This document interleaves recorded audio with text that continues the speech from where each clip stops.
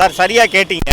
இந்த வழக்கே நீங்கள் எடுத்துக்கிட்டிங்கன்னா அடையாளம் தெரியாத ஒரு 5 பேரை நான், என்னோடு பணியாற்றும் மாலதி மற்றும் லியோ ஆகியோர் அனுப்பி ஆயுதங்களோடு மிரட்டல் விடுத்ததாக தான் இந்த வழக்கு. அந்த அடையாளம் தெரியாத 5 பேரை இதுவரை இந்த காவல் நிலையத்தினர் கண்டுபிடிக்கவே இல்லை. ஃபஸ்ட்டு ஆயுதத்தை எடுத்துகிட்டு போய் மிரட்டினவனை தானுங்க முதல்ல கண்டுபிடிக்கணும். அதுக்கு பிறகு தான் உன்னை யார் அனுப்பிச்சா, சங்கர் அனுப்பிச்சாங்களா, மாலதி அனுப்பிச்சாங்களான்றதை கண்டுபிடிக்கணும்.